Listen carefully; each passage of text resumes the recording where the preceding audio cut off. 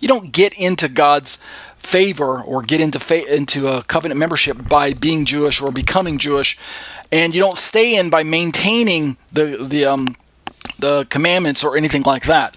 Thus, Paul is warning the genuine Galatian believers that to get in, one places his trust in Yeshua, and that to stay in, one waits for the hope of righteousness by faith. And so that's the relevancy to our discussion on faith and faithfulness.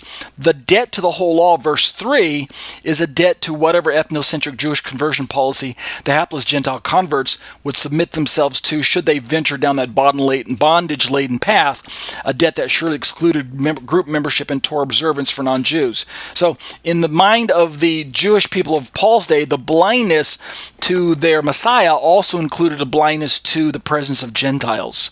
And so their whole preoccupation with nationalism as expressed through this Jewish-only membership impacted the Gentiles in a way that if you guys, I'm a Jew speaking to a Gentile in Paul's day, if you guys want to belong to the same people group that we already belong to, that we were born into, if you guys want to get in, first of all, you have to change your ethnicity.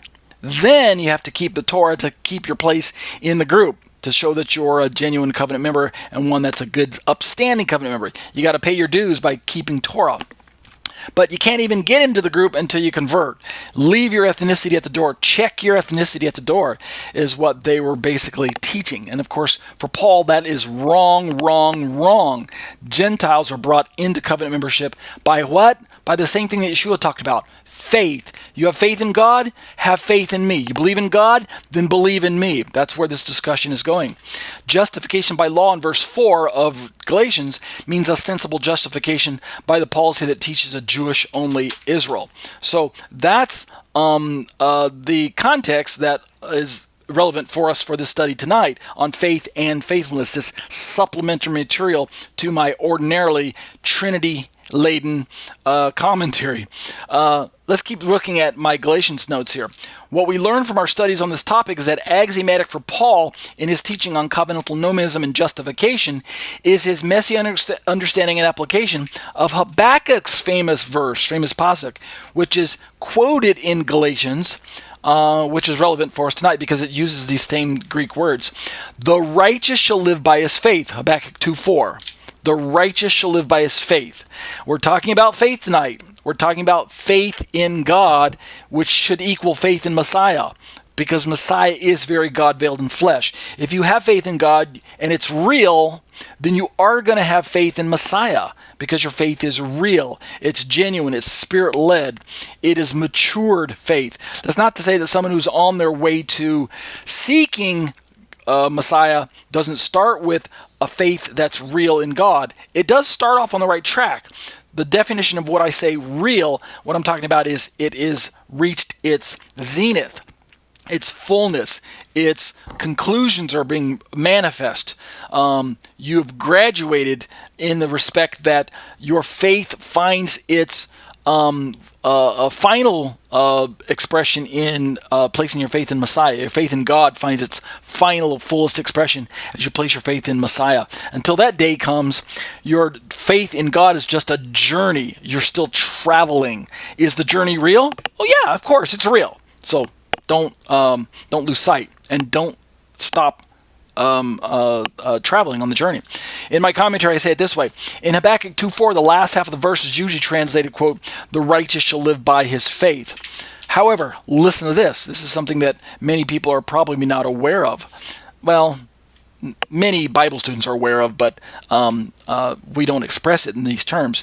Based on one Hebrew word in the verse, it could just as easily be translated, the righteous shall live by his faithfulness. The righteous shall live by his faithfulness. But we usually translate it as the righteous shall live by his faith. Now, they're both nouns, faith and faithfulness. But notice the nuance behind the faith and faithfulness expression. The Hebrew word emunah is both faith and faithfulness, which is why the NIV, the NLT, the NET, and the GWT all have faithfulness for this word. Interestingly, Young's Literal Translation has steadfastness. All right, so just listen up for a moment, okay? This is a bit of a word study. The origin words for faith and faithfulness share a noun and verb relationship in both Hebrew and Greek. Tim Hegg of TorahResource.com explains the Hebrew and Greek noun and verb cognates this way. So this is the meat of my study tonight.